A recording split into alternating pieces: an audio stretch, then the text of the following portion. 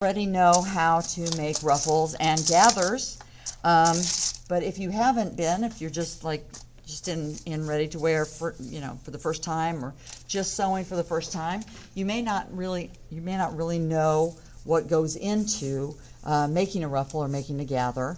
And so I wanted to cover two different kinds of basically ruffles, and one of them, and this one, it usually comes with just a rectangle or even a square of fabric.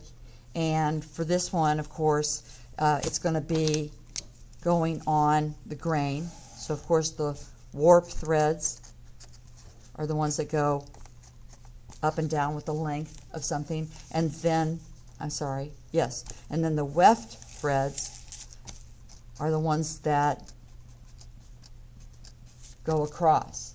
Okay, so if you find that something's super easy to rip in one direction, that's probably going to be on the warp. You can also do it on the weft, but it's going to sometimes it takes a little bit extra effort.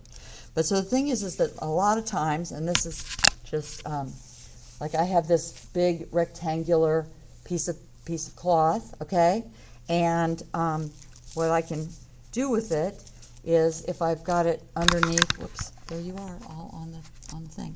If you have a sewing machine at home, if you do a stitch on the very largest stitch, then you can take this basic rectangle and put it on a large stitch. You want to do like 2 rows, and so then you can actually decrease the size and create gathers this way. And like I said, some of you guys know how to sew, or you've been sewing for a while, so this is not going to be any news for you. But for those of you who haven't, then this is basically how you make a certain kind of ruffle.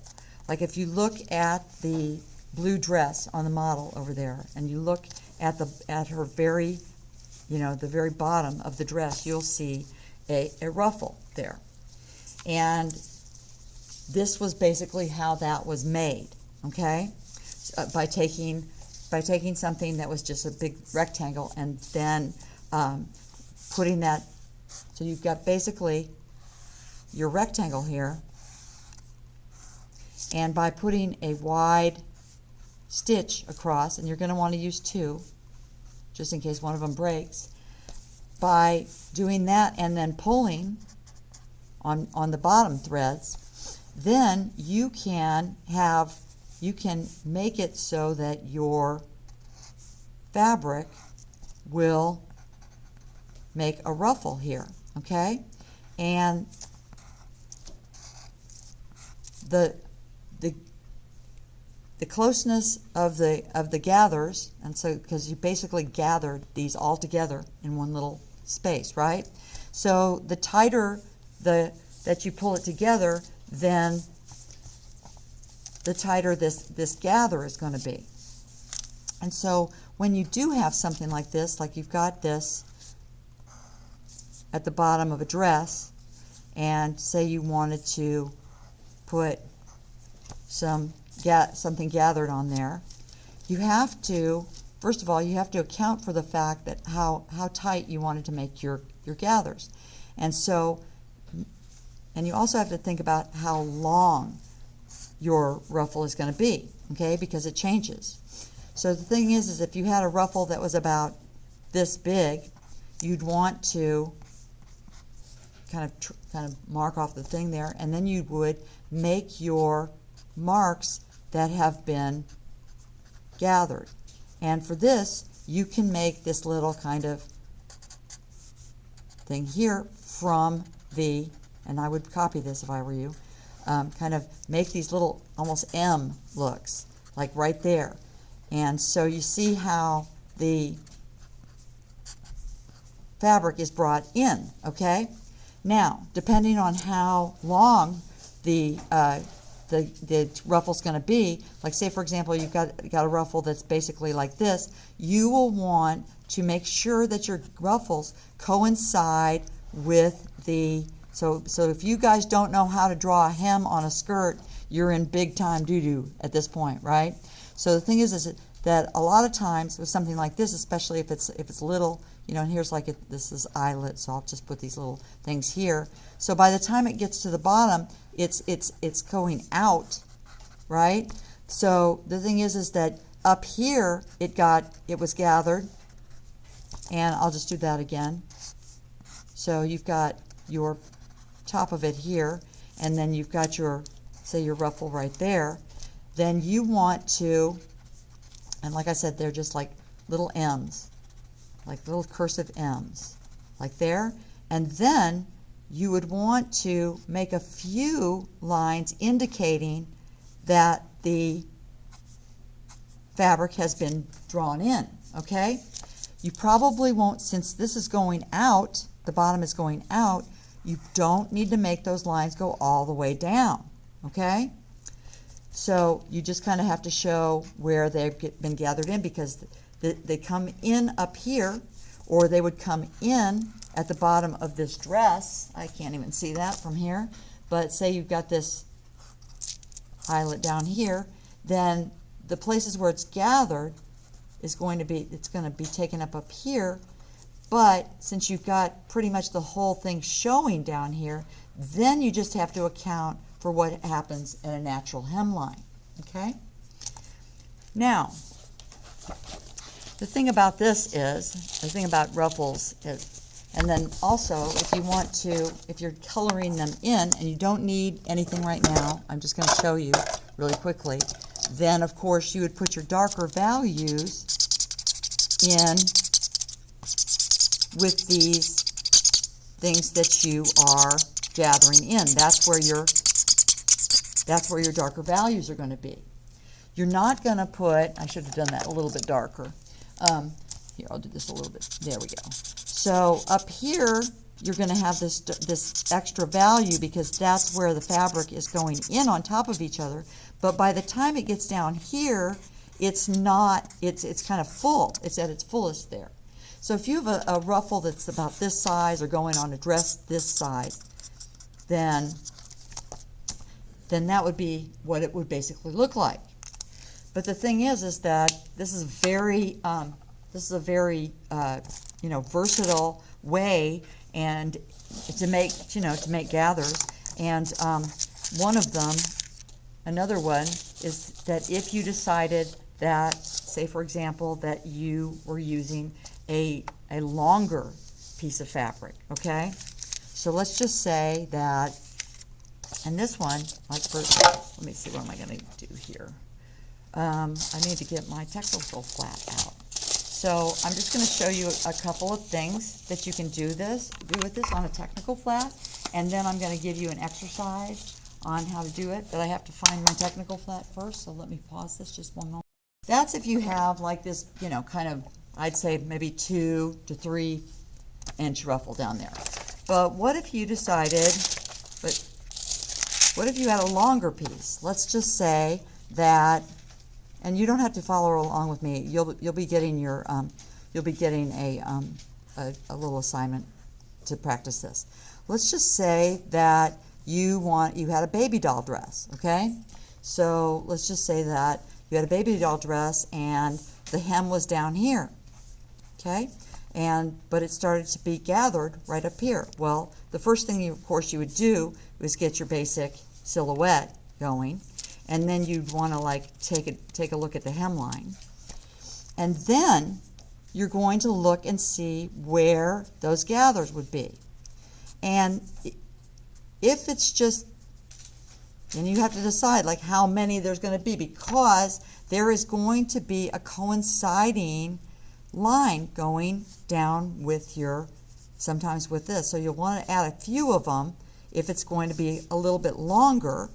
But you see now that even though you've got a very close section of gathers up here, by the time it gets down here, it's a little bit relaxed. So what you have to do is just make sure that you know what's going on with the hemline, and then every once in a while you can throw in a little bit of a garment detail line there. So that's going to be your basic, you know, baby doll dress.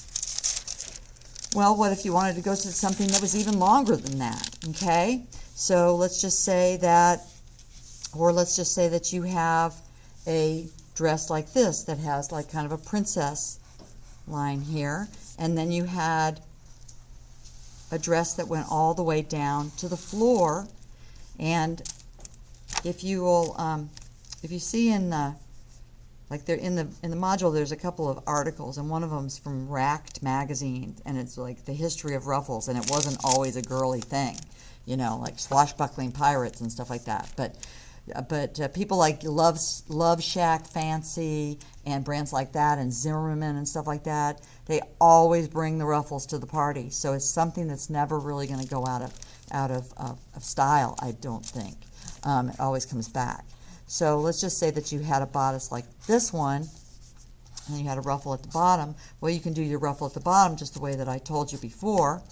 And then if you have gathers up here at the top of the bodice, then by this time you've got so much fabric in between here and the bottom that you will only need, if it's a person just going flat, you may need one or two little, I gotta push this up so you can see it, one or two little garment details there, because the only time that you're going to worry about the next gather is going to be at that ruffle down here, and we already know how to do that one.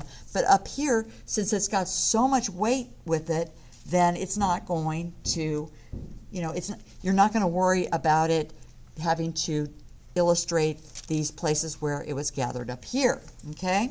So the weight of that fabric, and it doesn't really matter if it's knit or woven, you're still, that weight is going to drag it down. So you have to take your fabric into consideration. Now for this Love Shack Fancy stuff like that, you know, a lot of times they'll be going for those cottons. That was originally a look by Jessica McClintock from the 70s called Gunny Sacks. There was a brand called Gunny Sacks, and that's basically it, you know, Gunny Sacks like that by Jessica McClintock, and Love Shack Fancy would not exist if it hadn't been for the Gunny Sacks dress in the 70s. So those are two ways to do things when you're gathering like this. Always keep in mind, now I think I might have told you a little bit about basic shapes and kind of talked to you about the bow, you know. So the thing is it's basically, you know, just keep in mind that whenever you bring any fabric in, you're going to have to make those little, I think Rachel called them whiskers, to indicate that the fabric is being pulled together, okay? And so, and you know, the bigger it is, the more whiskers you're going to add, and so the reason why I bring out the bow is, I think I brought the shot, so that if you invert that, and all of a sudden you've got your bodice up here, and if you've got gathers here, and then you've got gathers here, you can just use that bow shape. And you're always going to have to be minding your hemlines, okay? So there's a couple of ways to do that just with a gathered hemline. And the thing is that you can apply these in all kinds of ways. So let's just say, for example, that you were going to do it and you wanted a puffed sleeve, okay? So not only would your gathers or your mouse ears or whiskers be right up here, but if it were coming over down here for your puffed sleeve, there would also be places where you would indicate that gathering. And if that was exposed, see, for this other one, the top wasn't exposed. But if the top is exposed, then you're going to want to indicate where those little gathered lines are there, okay? So there are all kinds of ways to do this on a sleeve, say, for example. So what if you just have a little bit of puff, but you're coming in for a cuff down here? So there's just a little bit of gathering there, but you've got a cuff right here, and then you'll want to indicate how much that's being drawn in there. And you also want to indicate that there's going to be some extra fabric going around there. Same thing can be said, you can be doing this with pants, and you can also do it with, like, you know, there's, depending on how much you want to look like a clown, you can look like a clown this way, or not really. I mean, it's kind of keeping your, you know, if you want it up in front of your face, the way they're doing it, Margiela, stuff like that, then you can do it that way. You can also, you know, have a very short skirt. That depends on gathers here. So the shorter it is and the more lightweight the fabric, you are going to indicate what's going on at the hemline. And if I've given you notes in your thing saying, you know, mind your hemlines, so for something this short, you may want to keep those gathers right there, okay? Other ways to apply a gather, like say for example, you decide that you want to do a little treatment at the bottom of a pair of pants, okay? So you could do a long one like here from just right below the knee, and then you'd also mind the hem, but then you would add one or two little indications of the fabric going along there. Or I've got a student who is you know, making little tiny ruffles and making layers of them. So if you have tiny ruffles, then of course you need to make those gathers pretty consistent and make it seem like they're kind of coming in. And so this person's design went all the way down, and this is just doing it flat like this. So you can do that. You can have stuff like that. I've noticed a lot lately. In fact, I had the distinct displeasure of seeing some girls the other day going to a U of H football game, and I guess right now bloomers, like little bloomer panties. This is like from the back, okay? So we've got from the back here, and so you'll see people with little bloomer panties, and this is kind of how you can draw. Once you get that basic shape, you can, depending on how thick those pieces of lace are across there, you can actually make a little bloomer panty there. And if you do that, then of course you're going to want to indicate where the darkness is there. Now a lot of times with little bloomer panties, they will have something like this, a shape like this. This will be the back, of course, and they will only have like 1 or 2 rows of little gatherings of stuff across the bottom like this. Sometimes they do that. So you can just kind of do a little shorthand there, do that, like that. It's not very, I will show you how to do lace when we do shears next time. So there's lots of stuff that you can do with this straight on the grain basic rectangle, right? But there's another kind of ruffle out there, and that one to me makes a very beautiful kind of ruffle, because basically so this is the kind of ruffle that I just told you about right here, this kind, and no matter what direction it's going or where it's at, you're going to, you know, just pay attention where it's tightened and everything like that. But there is a different way. Oh, by the way, and there's other, you know, you can see here that I've kind of added ruffles to just about everything I could get my hands on, you know. But there's another way to do this, and the other way is by making a circle, okay? So here's all the different ones. The dirndl skirt, these are all from the gathers, okay? But there's one more way to make this, and that is by making a circle. And the thing is that, as you can see right here, for the circle, I've got this got this on tracing paper, so it's kind of hard to see that. So the thing is that if you have,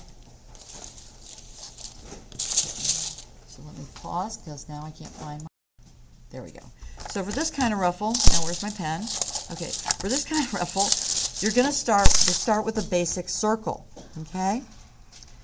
And so I've shown you like the circle skirt and stuff like that. Remember when I showed you that in the beginning? Well, the thing is with the circle, you're going to have you're going to be able to have your warp, you're going to be able to have your weft, okay? But there's another factor here that plays in with the warp and weft, and does anybody know what that is? So here's the warp. Somebody just said it. So here's the weft. Here's the warp. The bias, exactly. So this 90-degree angle here is going to make all the difference in the world, because when you have a circle, let me find a circle. Got it here. Let me pause here, because, and this is actually my favorite kind of ruffle. So the thing is that when you have this circle, okay, I can't hold it out that much longer.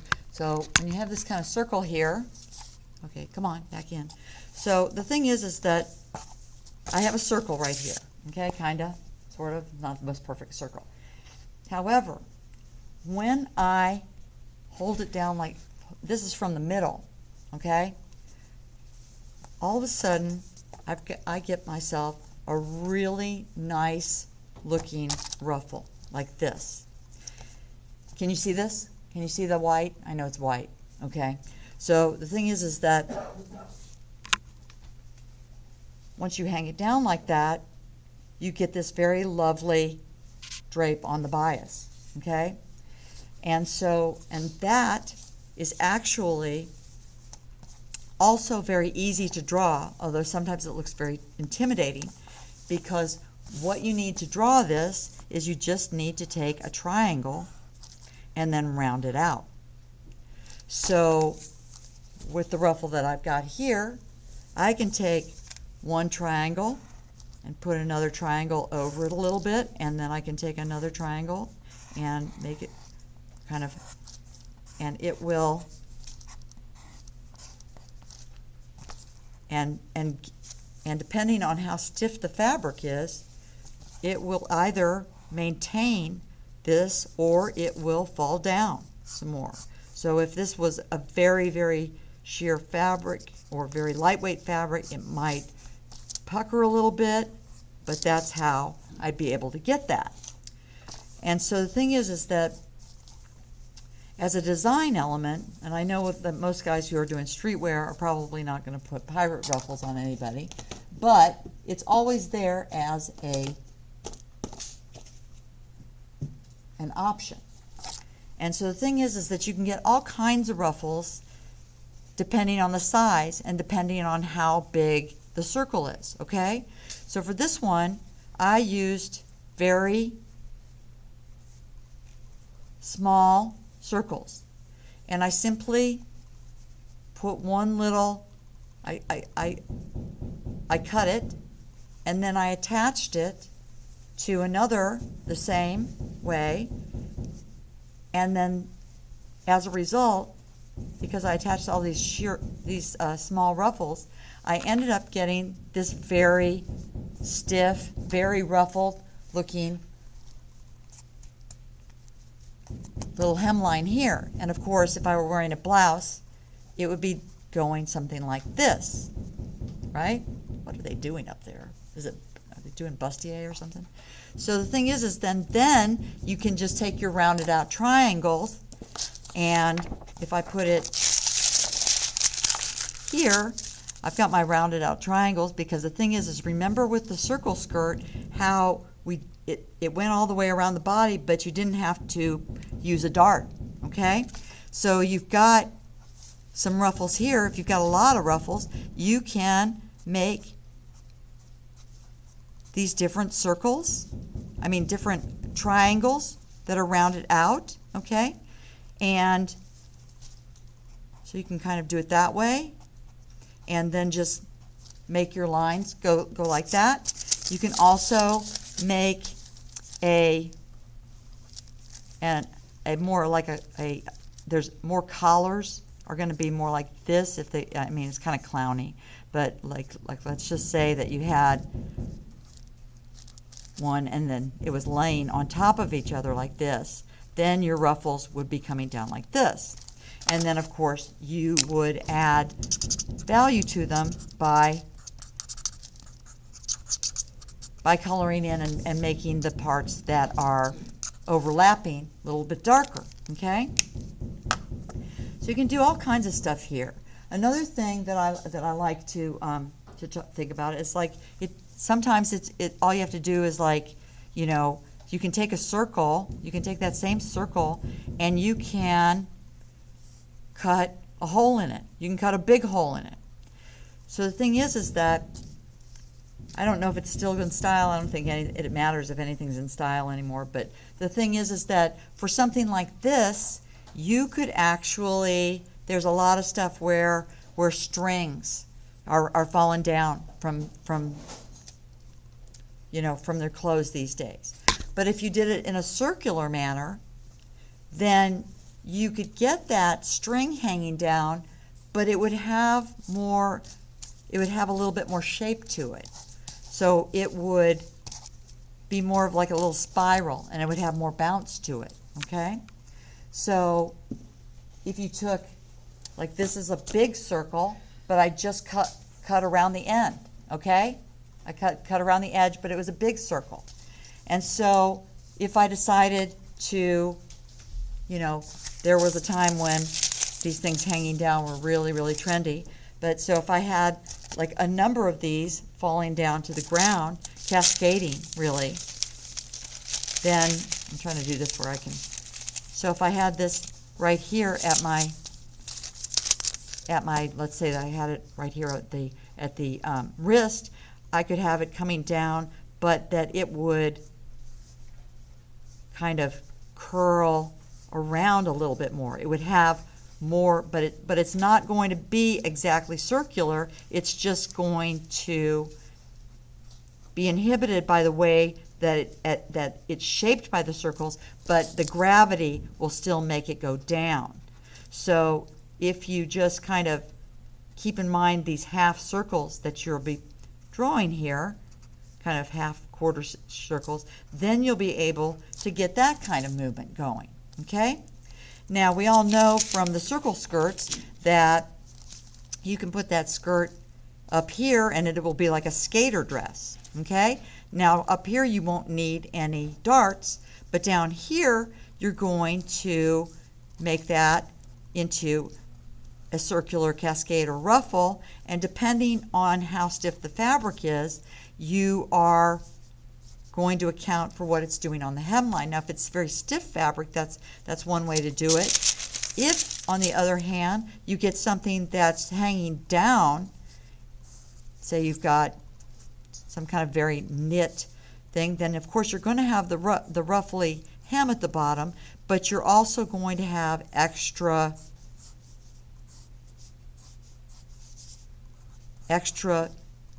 garment detail lines indicating where this stuff is folding in on top of one another. So usually there's going to be a little bit more shape down here, and you're going to make these rounded out ones, and you're going to pretend that you need to account for every little ripple here and give that an accompanying garment line, okay? There's also all kinds of stuff that you can do with the ruffles just to make them more interesting. Like for this one, in one of Professor Didi's classes, they do a donut, or they do like a sometimes a clownish ruffle like here. But the clownish ruffle, depending on the fabric, like I said, it can relax into something that's going to not look like Bozo the clown or whatever I don't know, whatever, juggalo clowns or whatever kind of clowns. Everybody thinks clowns are scary. So, but you can also make fringe out of this stuff too. And if you do it this way, then the fringe is going to be falling pretty nicely like this. So you get like a lot of different options, and it's a great. Sometimes when you're just kind of trying to think of different ways to make things interesting, sometimes just throwing a ruffle on here or there will be a great thing to do. So those are your circular ruffles. Now I'm going to go back very quickly and talk about shirring and stuff like that. So shirring is just more gathering, okay? Does anybody know what shirring is? Okay. Well, shirring is like, so if you have a blouse, and let's just say, okay, I will show you so that you don't have to guess from my homemade. So let's just say that you have a blouse with some shirring on it, okay? So let's just say that you've got a Peter Pan collar, and you have a blouse that is shirred, okay? So that is where they put elastic across, okay? So you've got these levels like this, okay? So even though there's elastic in here, they're drawing the fabric in. However, they're also drawing the fabric at the bottom, okay? So if I take this at the top, which I've already shown you, and then I take the bottom, that's what I was running upstairs to do, so if I gather the bottom, then I have to account for the gathers on the upper and lower thing, okay, right? So with something like that, let's just say that you have a roughly little top like this, and if it's shirred, then you have this gathered on the top and the bottom. And so what you want to do is you want to make sure, no pun intended, that this will kind of match up with the bottom. And the thing is that for this kind of thing, depending on how tight the gathers are, you're going to want to make these lines rounded, okay? If they get to the center, they might be a little bit more straight, but when it starts going out towards the edges, you're going to round these out. And then when you get to the very tight part here, where then you can make very small kind of indications here. And when I indicate this stuff on the very small stuff, I am only doing this, okay? And then bottom, I have a little ruffle there. I'm going to account for the little stuff I've got. This stuff is all flat, but the rest of them is shirred, so it's kind of tight fitting. A lot of times you'll see this like right on the bust, okay? But you can do all kinds of stuff like that. You could do sleeves like this, and then you would only have to indicate the little, but then if it were coming together like this, you'd do the little stuff, but then you'd have these rounded outlines showing that they are coming from the top to the bottom. All right? You can do those on pants, you can do that whatever, And so this is where I'm going to kind of, and I'll show you, we did coats last time, or you actually weren't here last time because we had to. I'll show you a couple of, I think I've shown you the waistband. Remember when I've showed you the waistband on your sweatpants? Did I show you that? Okay. So if you have so let's just say that you have a pair of sweatpants like this, and you have, and that's a very high crotch on the sweatpants. So say you've got elastic at the top, at the waist, and at the bottom. Okay. So what you're going to do here in a basic waistband is just follow the same directions that I gave you for shirring, But remember, this isn't being intentionally drawn together for an effect. This only is bringing together, and it is the same material as the sweatpants.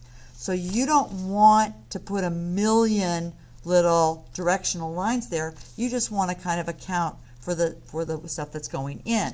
You can do the same thing at the top and the bottom. Okay? So, and then for your quick waistband, you can also add a little bow there as well. So that's my basic, anatomy of a ruffle, let's just say. And like I said, I've shown you shirring a little bit, but I did this example the other day for class. So you want to account, you want to pretend that that's being drawn in, and you also want to show what's happened to the fabric in between those as well. So the thing is that so I'm just going to stop this right now, and I'm going to show you the PDF that I've uploaded and show you how you can either vary on those examples or do your own. So I'm going to stop the recording right now.